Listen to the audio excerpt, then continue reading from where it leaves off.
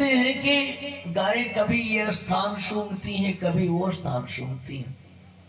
कन्हैया गैया चराते रहे, जब गैया चराते थे वृंदावन में, और जब उन्हें भूख लगती तो ढाक के पत्ते की दोनी बना के गैया दूध के पी लिया करते थे। जहां जहां बैठकर उन्होंने गाय दोही थी ना, गाय दौड़ दौड़ की वो स्थान सूंघती हैं और भगवान को याद करके वही ऐसा तड़पने लगती है कि जैसे किसी मछली को पानी में से बाहर निकल दिया गया हो। परत पछाड़ खाई छिनी छिन अति आतुर है दिन, मानो सूर काढ़ी डारी है बारी मध्य में। उद्धव के रथ का पताका देखा भगवान के सखा जनों ने, अरे ये तो वही पताका है भगवान हमारे कन्हैया जिस रथ पे बैठ के गए थे उस पे लगा था।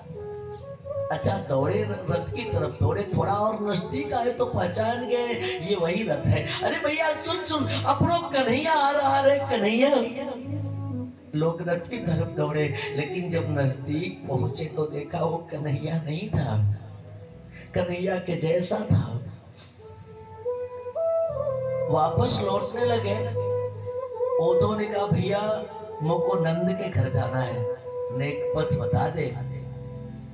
एक गोप ने कहा इसी नाले के बगल से चले जाओ, जिस घर से नाला निकला हो जान लेना वो नंद का घर है। कहा ये मुझको बावरा समझ रहा, काऊ के घर से इतना बड़ा नाला निकलता है, इतना पानी घर में कहां से आएगा? गोप ने कहा पति ये पानी नहीं है,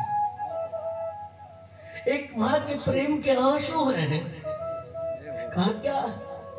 कहा नंद का एक लाला था कृष्ण, वो मथुरा जाने लगा तो कह के गया था कि मैं परसों आऊंगा। वर्षों बीत गए, आज तक नहीं आया। और बावरी यशोदा प्रभात की बेला में ही दही मथने बैठ जाती है कि मेरा कन्हैया आ रहा होगा, भूखा होगा, वो आपको माखन खवाऊंगी। सुबह होने से पहले ही वो माखन का कटोरा लेके दरवाजे पे बैठ जाती है और अपने लाला को याद करके रो रही होती है। आंखें गंगा और यमुना की तरह बह रही है। प्रमाण ये नाला है। नंद जशोदा मार्ग जोहत, निस दिन साध सकारे, चौदिन का चौदिश काल काल कही तेरत, असून बहत पनारे। उद्धव ने सोचा ऐसी भी कोई मां हो सकती है। रथ दौड़ाया है और जब नंद की पौरी के सामने रथ रुका ना तो बैठे ही रह गए। जो दृश्य देखा तो हतप्रभ रह गए। आज यशोदा की मुंडेर पे कौआ बोल रहा था। उद्धव को लगा, यशोदा को लगा कि शायद मेरा कन्हैया आ रहा है। अच्छा आज तो मोबाइल है, लेकिन जब हम आप छोटे थे मोबाइल नहीं था। घर की मुंडेर पे कौआ बोलता तो ये लगता कि कोई आ रहा है। यशोदा को लगा कि मेरा कन्हैया आ रहा है। खुश हो गए भैया, तो सच सच बता मेरा लाला आ रहा है ना। अगर तेरी बात सच हुई तो मैं तेरे काले चोच को सोने से मिलवा दूंगी, तुझे दूध और भात खिलाऊंगी। लेकिन तू सच सच बता मेरा लाला कब आएगा? स्वर्गीय राजेश्वर आनंद जी ने लिखा करते, यशोदा कह रही कि बोल बोल कागा मेरा लाल कब आएगा, बोल बोल कागा मेरा बोल बोल कागा मेरा लाल कब आएगा, लाल कब आएगा, लाल कब आएगा, बोल बोल कागा मेरा लाल कब आएगा।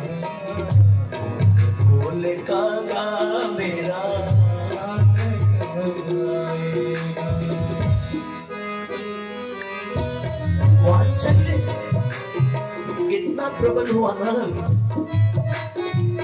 मानो मैया पागल हो गई,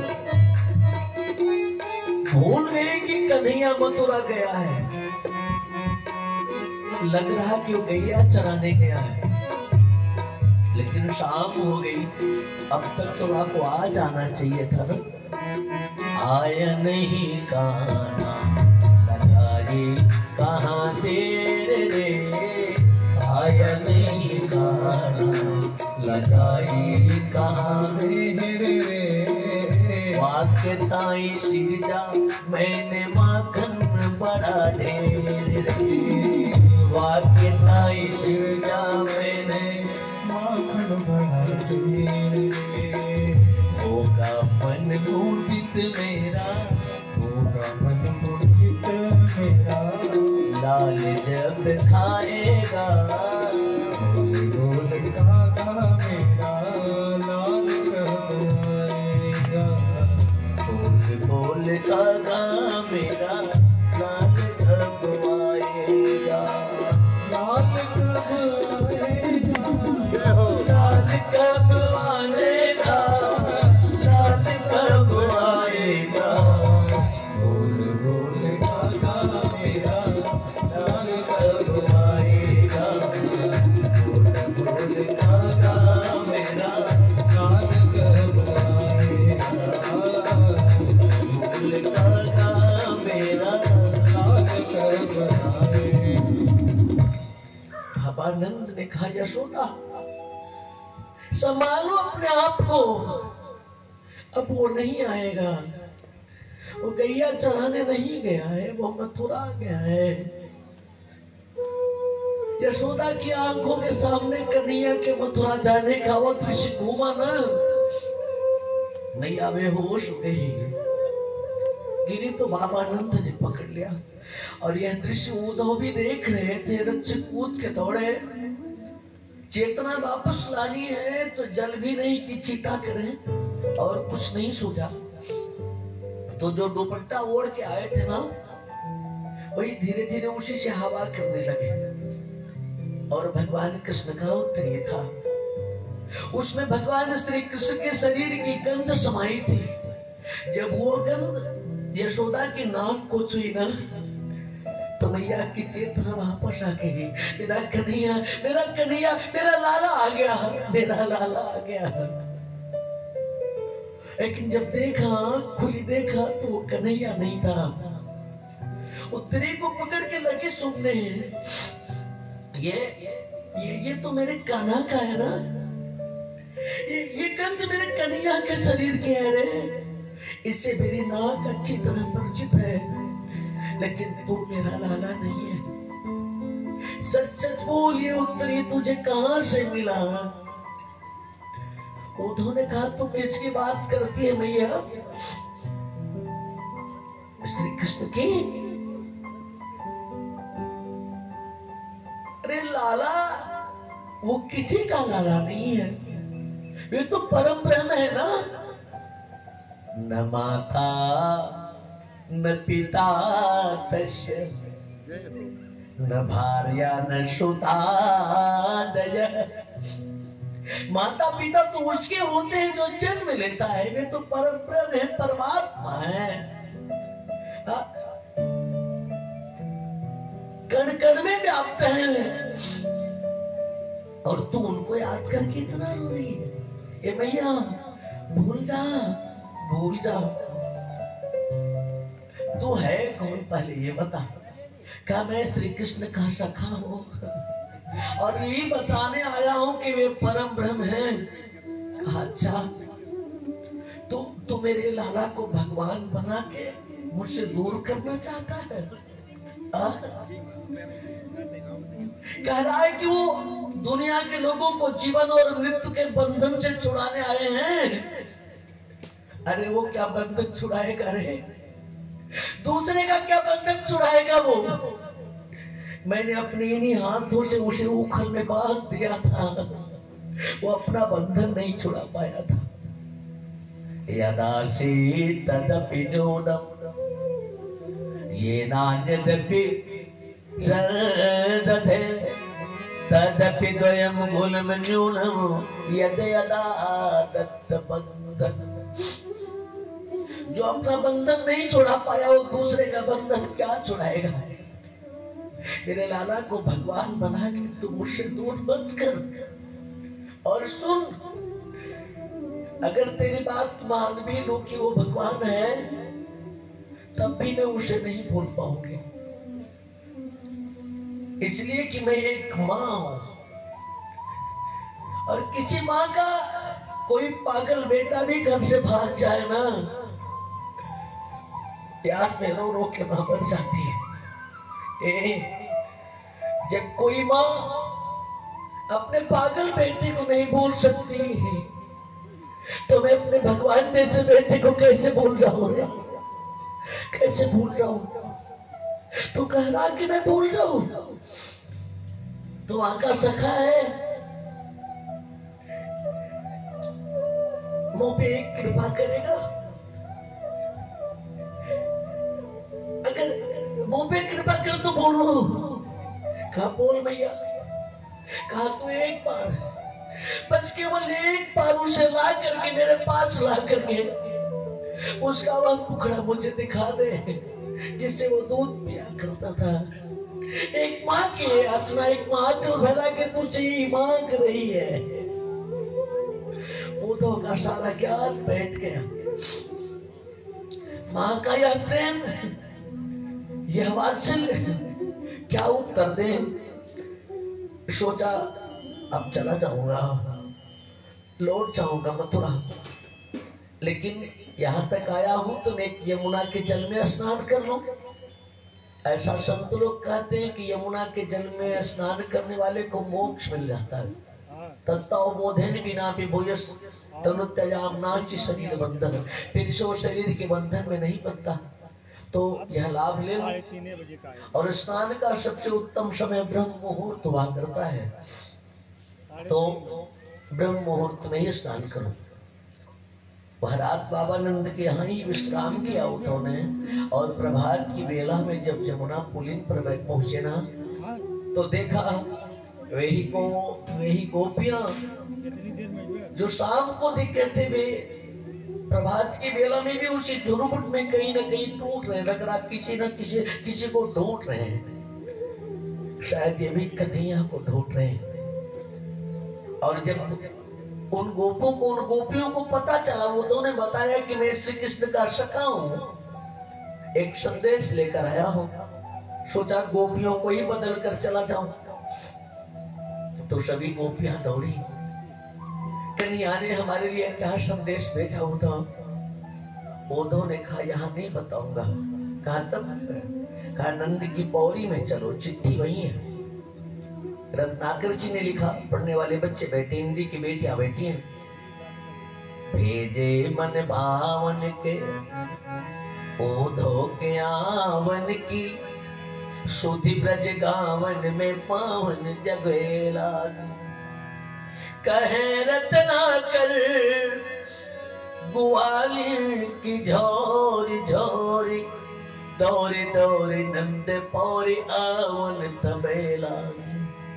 ऊंचकी ऊंचकी पदकंजन के पंजन पे, पेखी पेखी पाती छाती चूहन सबेला। अरे हमको लिखो है कहा, हमको लिखो है कहा, हमको लिखो है कहा कहन सबेला। हर कोई यही कह रही कि कन्हैया ने हमारे लिए क्या लिखा है। उद्धव ने कहा तो कन्हैया को पहले तो ये बताओ कि तुम कन्हैया को मानती क्या हो। कोई करे मेरे प्रीतम है, कोई करे मेरे पिता है, कोई करे मेरे सर्वस्व है। कहा सुनो, नात्मीयो न पहचानी न देहो जन्म एवच। ये संबंध तो, ये नाते तो उनके हैं जो इस संसार के हैं, जो संसार में आते हैं और संसार से जाते हैं। श्री कृष्ण तो परम ब्रह्म है ना, वे भगवान है ना। न देहो जन्म एवच, उनका जन्म ही नहीं होता, वे अपनी इच्छा से वपु धारण करते हैं। ये परम ब्रह्म है। एक बात बताओ देवियों, चाहत जो स्वबस संयोग श्याम सुंदर के, तो योग के प्रयोग में ही हो तो बिलस्यो रहे। तो तुम्हें योग करना होगा। कहा बाबा ये योग कैसे होता है? कहा पद्मासन लगा के बैठो, ऋचिक कुंभक पूरक के द्वारा श्वासों को नियंत्रित करो। अधोमुखी कुंडली ऊर्ध्वमुखी होगी, खटचक्रों को भेदेगी। मूलाधार से स्वादिष्टान, स्वादिष्टान से मणिपुर, मणिपुर से अनाहत, अनाहत से विशुद्धि, और विशुद्धि से जब आज्ञा चक्र में पहुंचेगी ना तो वहां एक प्रकाश दिखाई देगा। वो ब्रह्म का ही तो है ना। कबीरा तेज अनंत का, सो उगे सूरज से, पति संग जागे सुंदरी, कौतुक दिखाते। वो भद्र का ही प्रकाश है। गोपियों ने कहा ये वो तो हमें आंख बंद करने के लिए कह रहे हो। इन आंखों में उसी कन्हैया की छवि बसी है। अगर हम आंख खोले हैं तो एक आध क्षण के लिए मन कहीं और चला जाता है, लेकिन आंख बंद करेंगे तो केवल वही दिखाई देगा। उद्धव ने कहा उन्होंने चिट्ठी लिखकर भेजा है। गोपियां रो रो के कहती हैं उनकी यह बात हम नहीं मानेंगे। बाबा सूरदास ने लिखा दिवेश भैया कि एक तो हम दुखित गा, दूजे लिखत बिरह बात। एक तो हम दुखित गा, एक तो हम दुखित गा, दूजे लिखत बिरह बात, लिखत बिरह बात। सूर शाम फिरह लागी, जहर खाई मर बहु, बैराग्य जोग कठिन उधो हमरा। बैराग्य जोग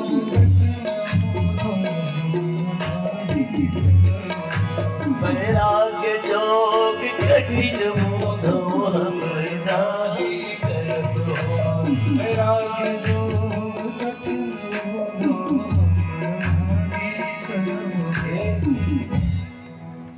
जमुना जल अति गभीर, तन मन नहीं धरत धीर। अति गंभीर मन नहीं धरत धीर। जमुना जल अति गभीर, तन मन नहीं धरत धीर। अति गंभीर मन नहीं धरत धीर। सूर शाम तरस लाग, तिलक डूब मरम हो। सूर शाम तरस लाग, बैराग्य जोग कठिन उधो हमरा। बैराग्य जोग कठिन उधो। अच्छा वर्णन आता है ना। उसी समय एक भंवरा आया। बाबा सूरदास ने लिखा कि तही अवसर मधुकर एक आयो, अत्य आनंद विभोर निकट है, सुंदर शब्द सुनायो। श्री जी के चरणों के चारों तरफ घूमने लगा, गुनगुनाने लगा। तो उसी भंवरे को लगा करके गोपियां उद्धव से कहती हैं, अन्योक्ति परक है भ्रमर गीत, और श्रीमद् भागवत का सार है, तत्व है। अन्योक्ति माने जहां किसी और की बात को किसी और पे डाल के कहा जाए। गोपियां कहती हैं कि मधुप की तोप धो, मातृकांघ्रिं शपथना, कुछ बिलुलित माला, कुमकुमश्रुभिर्ना, वह तुमत पतिस्तर, मानिनी नाम प्रसादम। हे मत, अरे मुझे मत छो, दूर हटना। ये सखी देखना, ये बार बार चरणों की तरफ गुनगुना के मुझे मनाने की कोशिश कर रहा, कुछ कह रहा है। भला भौरा भी किसका बंधु होता है? गोपी ने कहा मधुप की तोप धो, भौरा किसका बंधु होता है? अच्छा, बंधु माने समझते हैं ना आप लोग? भाई नहीं, बंधु को भाई के अर्थ में लोग प्रयुक्त करते हैं कुछ लोग, पड़ोसी। लेकिन बंधु माने भाई नहीं होता। उत्सवे दशने प्राप्त दुर्भिक्ष शत्रु संकटे राज्य द्वारे श्मशाने तिष्ठति स बांधव। जय जय। बंधु भाई नहीं है, वो किसी भी जाति का हो सकता है, किसी भी धर्म या संप्रदाय का हो सकता है, लेकिन जो हर समय आपके साथ रहे, उत्सव में, व्यसने में, दुर्भिक्ष में, शत्रु ने संकट उत्पन्न कर दिया उस समय, जहाँ आपको सम्मान मिलना उस समय, और दुख में भी आपके साथ रहे, वो बंधु है। लेकिन भंवरा किसका बंधु? ये किसी को सम्मान देने के लिए उसके पीछे नहीं लगता है। जब कोई संपत्तिवान होता है, धनवान होता है, तो ढेर सारे लोग उसके अपने हो जाते हैं। नेता बन गए, चुनाव जीत गए, तो लोग रिश्ता जोड़ लेते हैं ना कि मेरी बुआ की नानी के ससुराल के क्या क्या माने वो है ना। तो भंवरा किसी का बंधु नहीं, वो तो रस का लुलुप है। रस लेने के लिए फूल पर बैठता है, और रस खत्म हो गया तो उस फूल को छोड़ के दूसरे फूल पे चला जाता है, वो साथ नहीं निभाता। हम धूप की तो बंधो, जबकि बंधु साथ निभाता है। फूल में रस है तब भी वो साथ रहेगा, सूख गया तब भी साथ रहेगा, धन है तब भी साथ है, निर्धन हो गया तब भी साथ है। तो कहा मधुप के तो बंधो। अरे भंवरा किसका संगी है, किसका बंधु है? ये स्वार्थी है ना। दूसरे ने कहा सखी ये काला है, मन से काला है। एक कन्या ने कहा हाँ हाँ, ये काले तो कपटी होते ही। अरे देख लो ना, त्रेता में एक काला आया था, छुपकर बाली को मार दिया था। बाली तो पहेलिया बंदर था ना, और पहेलिया भी बंदर को नहीं मारते। मृगी जोरेव कपिंद्रम विद्यते लुबुद धर्मा। तो एक कन्या बोली अरे जाने दे, वो बाली बंदर था, बेचारी शूर्पणखा, उसकी गलती क्या थी? केवल इतनी ही ना कि वो प्रणय निवेदन कर रही थी, विवाह का प्रस्ताव लेकर के आई थी, विवाह नहीं करना था ना करता। उस बेचारी का की नाक काट करके उस स्वरूपा को कुरूपा बना दिया। अब कौन उसे स्वीकारेगा? श्रीयम कित विरूपा त्रिजित है कामयाना। एक दूसरी ने कहा रे जाने दे, वो त्रेता की बात है, उससे भी पहले चलना। सतयुग में भी एक आया था, वह भी काला ही था। क्या किया? कहा बेचारा बलि यज्ञ कर रहा था, बामन अंगुल का बन करके पहुंचा। कहा मुझे मेरे पैरों से 3 पग भूमि दे दो। संकल्प किया बलि ने, बामन अंगुल का बन करके मांगा, और जब संकल्प का जल छोड़ा तो बामन से विराट बन गया, और 2 ही पग में 14 भुवन नाप लिए। बेचारे बाली को बांध दिया, बलिमपि बलमत्वा, बैल से उसको बांध दिया। तो ये भी कपटी है, क्योंकि हमारे यहाँ शास्त्र में जहां ब्रह्म के स्वरूप की बात है वहां काला ही बताया गया है। ब्रह्म काला ही होता है, सांवला ही होता है। हमारे सालिक राम भगवान काले हैं, हमारे कन्हैया काले हैं, हमारे राम जी काले हैं। जहां सारे रंग समाप्त हो जाते हैं वहां सांवला, वहां श्याम रंग ही आता है। हाँ? जिसमें कोई मिलावट ना हो, श्याम ही पूर्णता का द्योतन है। कहा ये भी काला है, कपट कर रहा है, ये काले कपटी होते हैं। अच्छा वो दो जी ये सुन रहे हैं तो उनकी आंखें बड़ी बड़ी होती जा रही है। तो जिन्हें हम गमार गोपी मान रहे थे, तो क्या ये जानती हैं कि श्री कृष्ण परम ब्रह्म है? इसका मतलब है कि ये जानती हैं कि श्री कृष्ण ही त्रेता में आए थे तो शूर्पणखा के रूप के अभिमान को तोड़ा था, बाली के बल के घमंड को तोड़ा था। वही सतयुग में आए तो बलि की दानवीरता के अभिमान को तोड़ा था। और वही द्वापर में आए हैं।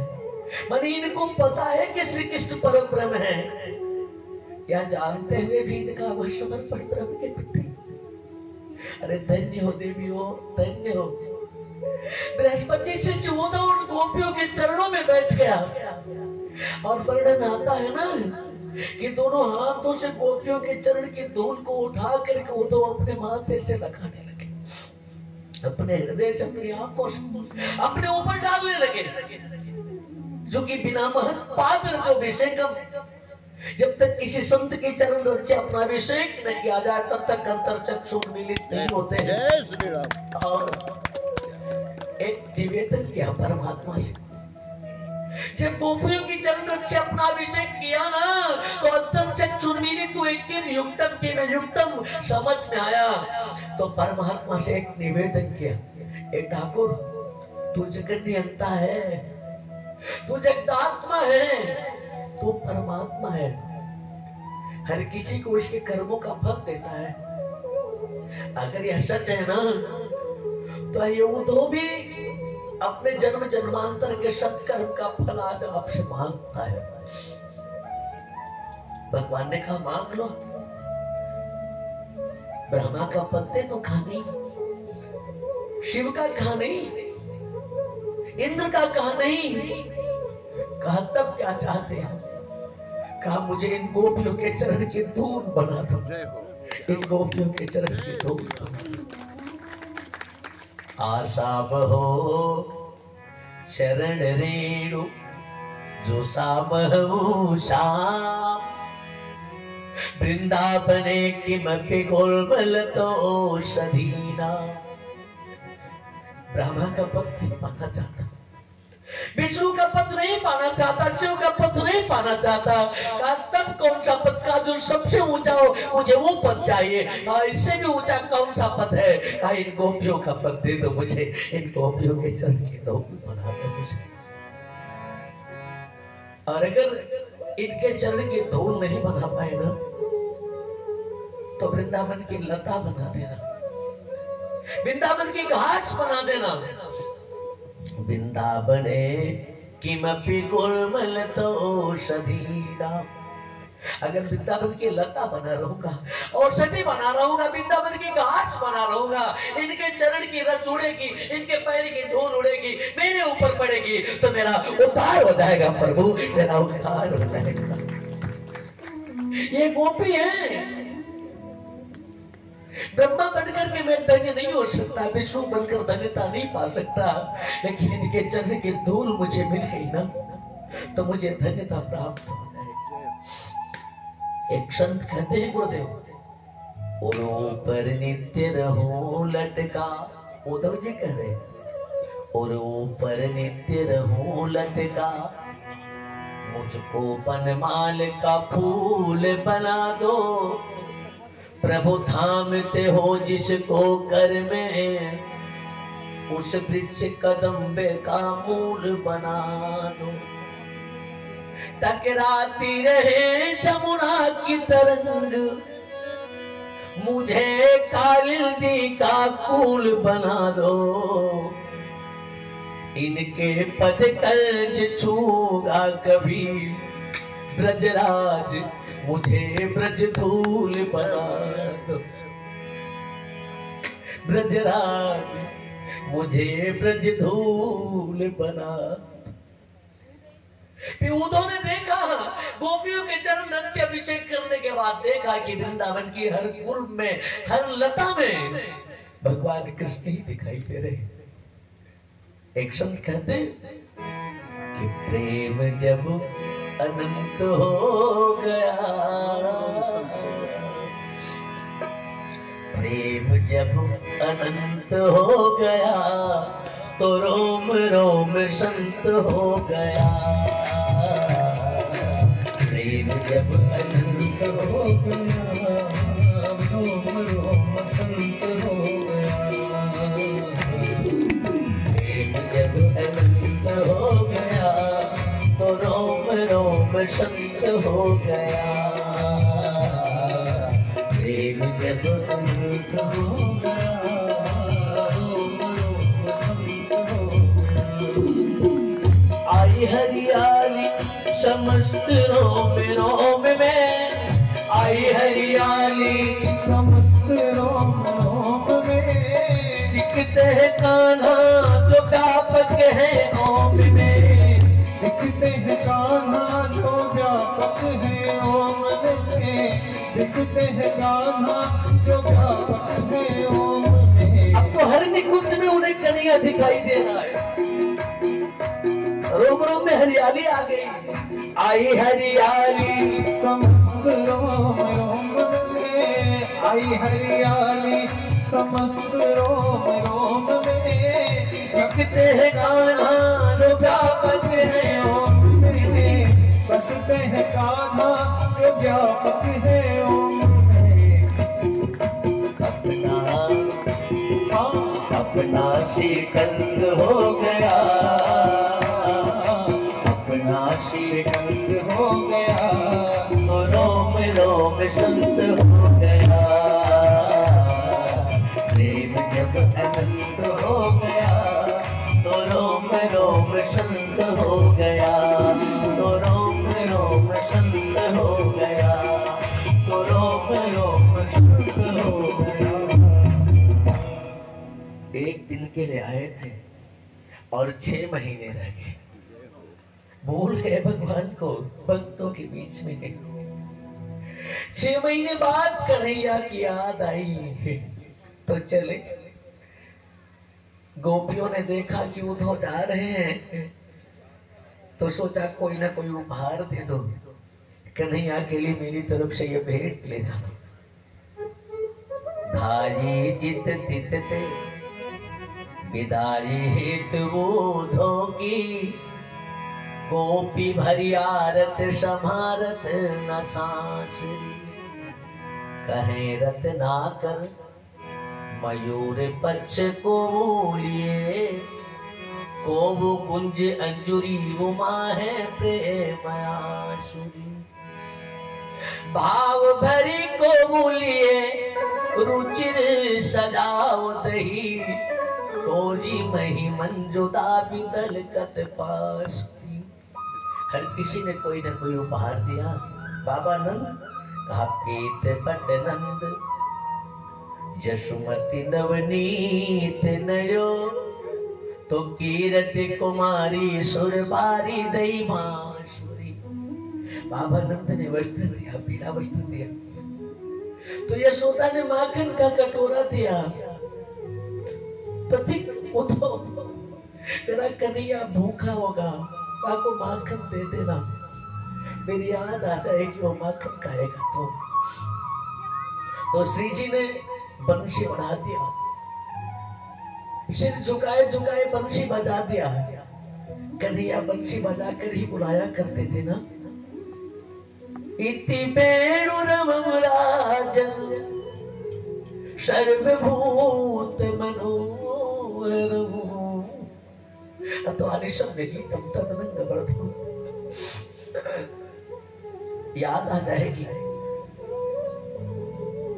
उद्धव ने दाएं हाथ में माखन का कटोरा लिया और बाएं हाथ में वो बंशी लिया। माखन में माँ का स्नेह, माँ का वात्सल्य मेरा हुआ है। और वंशी देख करके श्री जी के त्याग की याद आ रही है।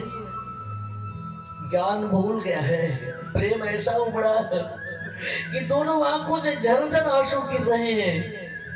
आंसू कैसे पूछे? एक कर राजे नवनीत जसोदा को दियो, दूजे कर बंशी पर राधिका पठाई। धारत धरा पिल उदार आदर्शो, तो शारत बहोलिन सो जो आंसू अधिकाई है। अब बहोलियों से आंसू पूछ रहे हैं। रोते रोते मथुरा पहुंच गए उद्धव। कन्हैया जब उद्धव आने लगे थे ना, तो कन्हैया पहुंचाने आए थे थोड़ी दूर और कहे थे उद्धव संदेश लेके शाम तक वापस आ जाना, मैं यही मिलूंगा। अभी कन्हैया वहीं बैठे हैं, रोज बैठ के प्रतीक्षा करते हैं उद्धव आ रहे होंगे। और उधर से नीचे की ओर रोते चले जा रहे हैं। जब मिले ना भगवान है, उद्धव के बाप पकड़ के रोका, कहाँ जा रहे हो? मैं तो यही हूँ। देखा ना कन्हैया को,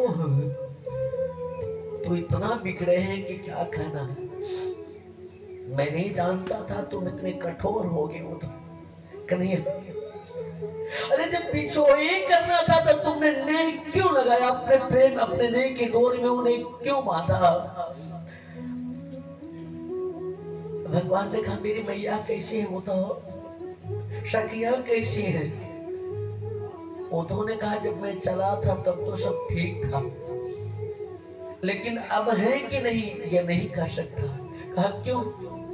कहा बड़ी जल्दी ब्रश डूबने वाला है, पूरे ब्रश में बाढ़ आने वाली है, पानी की नहीं आंसुओं की बाढ़ आने वाली है, उसमें पूरा ब्रश डूब जाएगा और इसके उत्तरदायी बस और बस केवल तुम बनोगे कृष्ण, केवल तुम बनोगे। मेरी तो वहां से आने की इच्छा ही नहीं हो रही थी, उन प्रेमी जनों को छोड़ने की इच्छा ही नहीं हो रही थी, तो मैं यही चेतावनी देने के लिए आया हूँ। हो चिच्चा हो चौन रावरे चेतावन को तो तज ब्रज गाँव इटे पांव धरते नहीं। भगवान ने कहा वो तो केवल वे ही मुझे नहीं याद करते, मुझे भी उनकी बहुत ज्यादा थी। ओधो मोहि ब्रज बिसरत नाही, वृंदावन गोकुल बल उपवन, सघल कुंज की चाही। ओधो मोहि ब्रज बिसरत नाही, मुझे उनकी बहुत याद आती है। वो तो एक अगर कन्हैया ने उद्धव को अपने से लिपटा लिया, चूंकि ब्रज रज रंजित शरीर शुभ्र उद्धव को, ब्रज की रज से सने हुए उद्धव भगवान ने अपने से लिपटा लिया। किसी बहाने ब्रज की कुछ रज मुझे भी मिलता है। और तब तक अचानक रणभेरी बज उठा, अचानक युद्ध का नगाड़ा बज उठा, जो यह सूचित कर रहा था कि मथुरा पर कोई संकट आया है। हाँ, संकट आ गया। कैसा? कंस की दो पत्नियां थी, अस्ति और प्राप्ति। अस्ति प्राप्ति से कंसस्य महिष्यो भरतर सभा, देते भरतर दुखारते ईतोष्म पितु गृहान। जब कंस मर गया तो वे जाए कहां? पिता के घर आई ना।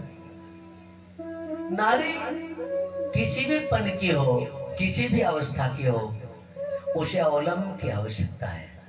आचार्य जी हर पन में, हर अवस्था में उसे सहारा चाहिए। बाले पितुर बसे तिष्ठेत, पाणि ग्रहणस्य यौवने, पुत्राणाम भरतरि प्रेते, न भजे स्त्री स्वतंत्रता। क्या करें? पिता के घर से बेटी की डोली उठती है और पति के घर से अर्थी, लेकिन पति पहले ही उठ गया तो क्या करें? एतोष्म पितु गृहान, पिता के घर आई, मगध मेरे चराशर पिता है, और रो रो करके सारी बातें बताया कि किसने किस तरह से मेरे पति को मारा, मरने के बाद भी नहीं छोड़ा, पांव पकड़कर पूरी सभा में घसीटा है। सुनकर जरासंध आग बबूला हो गया और 23 अक्षौहिणी सेना सजा करके चारों तरफ से मथुरा को घेर लिया। कितनी सेना? 23 अक्षौहिणी। हाँ, 23 अक्षौहिणी। बच्चे बैठे हैं। अक्षौहिणी माने जानते हैं ना कितने को खाते हैं? सुखी कथा तो मैं बच्चों को ही सुनाता हूँ बाकी तो ऐसे ऐसे स्वरूप हैं जिनसे भागवत जी का समझा और पढ़ा जा सकता है। स्वयं गुरुदेव भगवान कथा पंडाल को गौरवान्वित कर रहे हैं, तो कथा तो मैं बच्चों को ही सुनाता हूँ। और बाकी है कुल मेरे जैसे पता नहीं कितने व्यास और पता नहीं कितने पंडित बनाया है। एक अक्षौड़ी कितने को कहते हैं बिटिया? दिमाग की डायरी में नोट करें। अयुतम चनागा त्रिगुणी रथाना लक्ष्य जोधा 10 लक्ष वादिना पदादि संख्या खटक सकोट अक्षौहिणी नाम अयुतम चनागा जिस सेना में 10,000 हाथी हो और त्रिगुणी रथा नाम 10 का 3 से गुणा कर दे कितना होगा? और मेरा गणित बड़ा कमजोर है। इसका मतलब ये नहीं कि गुरुजी नहीं पढ़ाते थे लेकिन जब बच्चे न पढ़ने वाले मिले तो गुरुजी क्या करेंगे? अच्छा अब तो गुरुजी भी ऐसे कुछ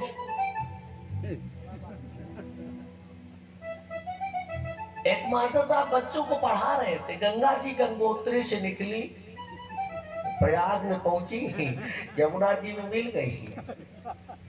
एक अभिभावक ने कहा गुरुजी जरा रुको रुको, मैंने तो सुना था कि गंगा जी वहां से चल करके बंगाल पहुंची है भागीरथी बनकर, वहां सागर में मिली है। अरे कहा महाराज इतना महंगा हो गया है किराया। सवित पोषित विद्यालय का अध्यापक को इतना कम वेतन है, इतना का कम किया कि किसी तरह गंगोत्री से खींच के प्रयाग तक ले आया। इतनी कम किराए है, अब कहां तक ले जाऊं? तो आपसे बताऊं, जिस सेना में 10,000 हाथी हो, 30,000 महारथी हो, 1 लाख लक्ष्य अयुतम चनागा त्रिगुणी रथानाम रथ जो था 1 लाख सेना नायक हो, 10 लक्ष बाजीराम, 10 लाख घुड़सवार हो, 36 करोड़ पैदल सैनिक हो, इनको मिलाकर के 1 अक्षौहिणी होता है। ऐसी 23 अक्षौहिणी सेना लेकर के जरासंध ने मथुरा को चारों तरफ से घेर लिया। तुम भी बच रही है और कन्हैया मैया को याद करते हुए, सखियों को याद करते हुए मगन है। सुनाई ही नहीं पड़ा। दाऊद जी अकेले हल और मूसल लेके निकले और बाकी सारी सेना का संहार कर दिया। हल में फंसा के खींचते और मूसल से पीट देते तो चटनी हो जाते, सब पोस्टमार्टमों के लायक नहीं बचे सब। जब जरासंध की गर्दन फंसाया और मूसल उठाया तब तक पीछे से आवाज आई, भैया रुक जाओ। पीछे मुड़कर देखा, कन्हैया खड़ा है और मौका मिला तो जरासंध भागा। बिगड़ गए। दाऊद जी थोड़ा देर से आता तो इस पापी को भी मार देता। मैं मथुरा को घेरने का दुस्साहस किया था। अरे भगवान बोले घबराओ नहीं दाऊद दादा, थोड़ा धैर्य रखो, वह आपका काम कर रहा। आप पहचानो अपने आप को कि आप कौन हो। आप शेष हो ना, ये पापी धरती का भार है। वो गया है तो फिर से दुष्टों को इकट्ठा करेगा और आएगा। आप फिर से मार देना। अगर उसको मार देते तो एक एक दुष्ट के घर जा जा करके आपको उनका उद्धार करना पड़ता है। हाँ आएगा, अरे हाँ बिल्कुल आएगा। और आया। 1 वर्ष के अंदर ही फिर से 23 अक्षौहिणी सेना सजा करके फिर से आधम का दाऊद जी और कन्हैया ने फिर से उसका उद्धार कर दिया। बच्चे बैठे, पढ़ने वाली बेटियां बैठी हैं। 1-2 बार नहीं, ऐसे 18 बार आक्रमण किया, 17 बार हारा। और जब 18वीं बार आक्रमण करने की योजना बना रहा तो भगवान ने भागने की योजना बना ली। दाऊद दादा कहा हाँ आप नहीं युद्ध करूंगा, लड़ते लड़ते ऊब गया हूं। कहा तब क्या करोगे? कहा भाग जाऊंगा। एक नहीं, हम भागेंगे तो लोग रणछोड़ कहेंगे। भगवान बोले ऐसे कौन सा कम नाम है? 1000 नाम है। कोई चीर चोर कह रहा, कोई चित चोर कह रहा, कोई माखन चोर कह रहा। एक नाम रणछोर भी हो जाएगा। अब लड़ाई नहीं करूंगा। कहा कहाँ जाओगे? जहां जाओगे वहां जरासंध आएगा ना। कहा एक जगह नहीं आ सकता। कहा कहाँ? कहा समुद्र के बीच में। कहा क्यों? कहा समुद्र का पानी खारा है। कहा वहां काहे नहीं आ सकता? बताया जरासंध जरा नामक राक्षसी के द्वारा जोड़ के बनाया गया है। मगध नरेश की कोई संतान नहीं थी। एक संत की अभ्यर्थना किया तो संत भगवंत ने एक फल दे दिया कि अपनी पत्नी को खिला देना तो संतान होगी। 2 पत्नियां थी, सोचा एक को फल दूंगा मां बन जाएगी, दूसरी निपूती रहेगी, अन्याय होगा। आधा आधा फल दोनों को दे दिया है। बेटा हो बच्चा हुआ लेकिन आधा आधा, वही एक आंख एक कान एक पैर। तो पिछवाड़े फेंक दिया गया। जरा नाम की एक राक्षसी थी, खाने के लिए उठाया और मंत्र से जोड़ दिया। संधि माने जोड़।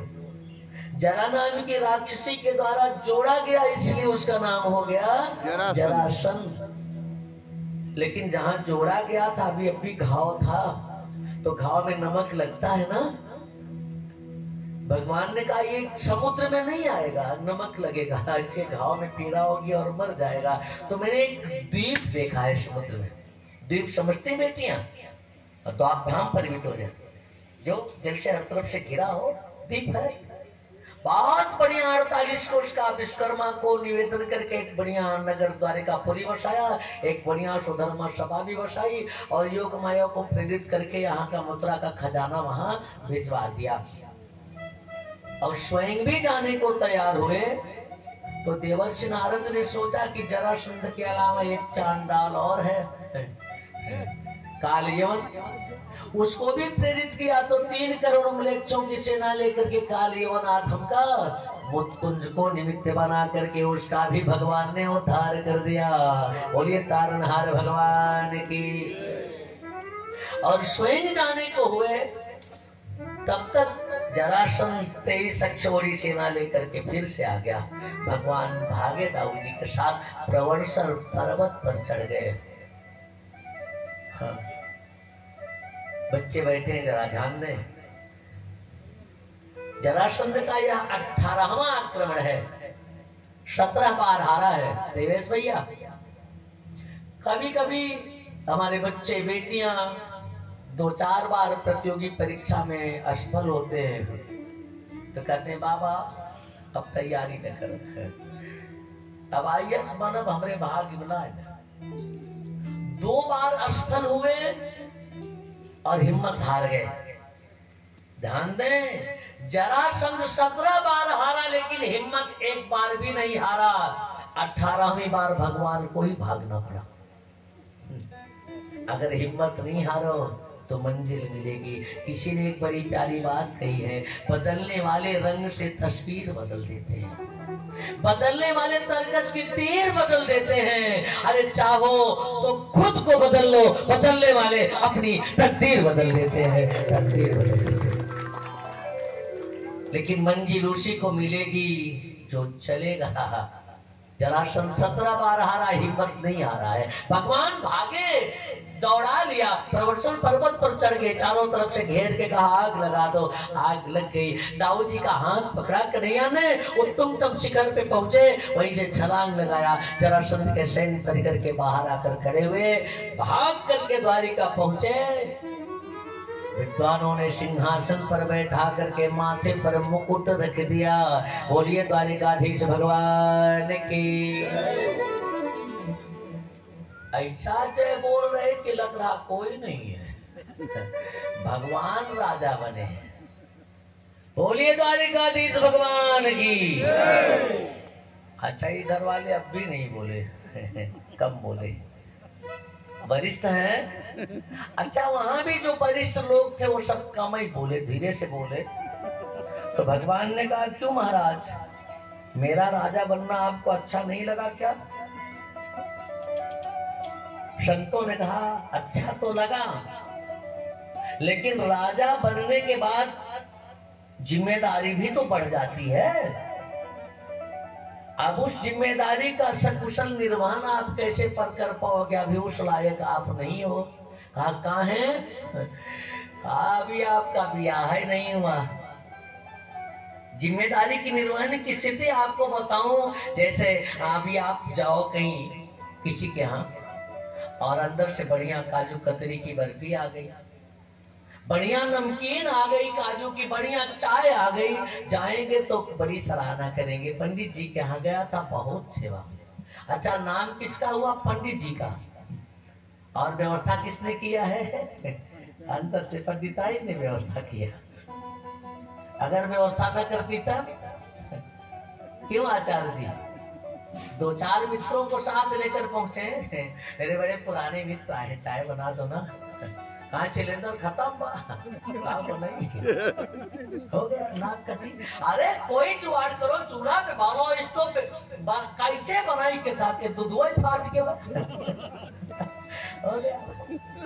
या से स्वयं सुकृतिना धवनेश्वर लक्ष्मी पापात्मनां कृतधियां हृदयेषु बुद्धि श्रद्धा सताम कुल जन प्रभव चल जा काम काम नताश्म परिपाले देवी विश्व। क्या गजब का परिपालन करती है, जबरदस्ती 1-2 रोटी खिला देती है। अच्छा, एक सज्जन ससुराल गए, सवेरवा ही निकले, कुछ खाए पिए नहीं थे, सोचे ससुराल चलने, बढ़िया खिदमत होगी। और नगरे गाड़ी खराब हो गई, ससुराल पहुंचे शाम को। भोजन करने बैठे तो ससुराल की छोटी छोटी पूरी ज्यादा को लगी थी। एक बार में एक पूरी झटक रहे, पत्नी थी पर्दे के पीछे, कहा नकिया काहे कटा रहे हो? आप क्या करो?